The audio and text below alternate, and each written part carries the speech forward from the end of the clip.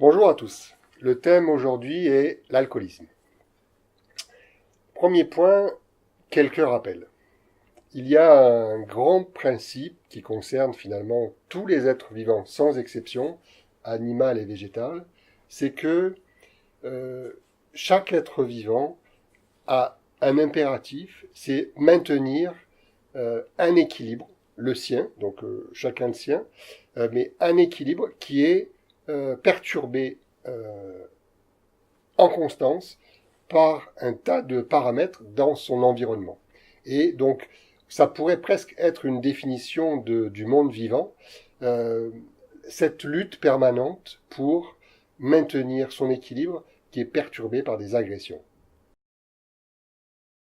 Et l'alcoolisme rentre tout à fait dans ce cadre-là. C'est-à-dire que c'est un mécanisme de défense, il y en a beaucoup d'autres, mais c'en est un, même si ce mécanisme dit de défense procure à la personne elle-même un tas de points négatifs, collatéraux, des souffrances, etc., au niveau professionnel, au niveau affectif, et même personnel. Il y a beaucoup d'effets secondaires négatifs, mais il y a un bénéfice quelque part qui est procuré par ce mécanisme de défense.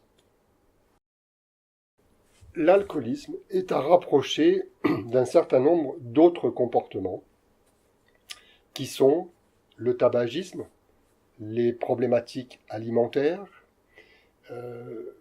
tout ce qui concerne la dépendance affective, tout ce qui concerne la séduction, et également tout ce qui concerne les stupéfiants, l'usage des stupéfiants. Toutes ces failles, en fait, trouvent leur origine dans les 2 premières années de la vie du sujet et dans son rapport avec sa mère. Probablement que l'alcoolisme, parmi les mécanismes de défense qu'on vient de citer, tabagisme, etc., l'alcoolisme est probablement celui qui est la conséquence la plus directe de cette période dont on a parlé et de ce manque affectif, pour faire simple.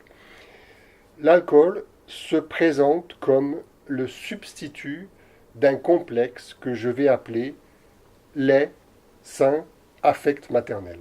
Voilà. L'alcool, c'est le substitut de tout ça. Il faut ajouter à cela une autre notion, c'est celle qui concerne la sensation d'estomac vide, et même, je vais aller jusqu'à tube digestif. C'est-à-dire que cette sensation-là, pour certaines personnes en rapport avec ce manque affectif archaïque, c'est une sensation un peu insupportable. Donc l'alcoolisme vient aussi combler cette partie de la faille-là. La meilleure preuve d'ailleurs, c'est qu'on retrouve aussi le même type de comportement avec certaines personnes qui ont une consommation journalière d'eau très très importante, ça chiffre en dizaines de litres parfois. En conclusion sur ce thème de l'alcoolisme, il n'est pas utile de culpabiliser la personne dans la mesure où ce mécanisme de défense qu'on a évoqué est quelque chose qui n'est pas tellement conscient en fait et qui ne se raisonne pas en fait. La personne ne peut pas régler sa problématique par le raisonnement.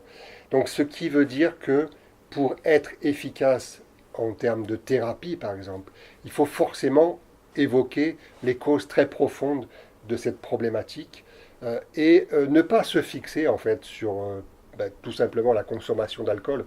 Elle va se réduire au fur et à mesure que la personne va prendre conscience de l'origine du problème. Voilà, petit rappel, si cette vidéo vous a intéressé, vous pouvez retrouver, et même au-delà de ça, puisqu'il y a un cours complet sur ce thème-là avec notre école, et puis la page Facebook aussi, École FPP, et enfin la chaîne YouTube. Merci à tous, à bientôt.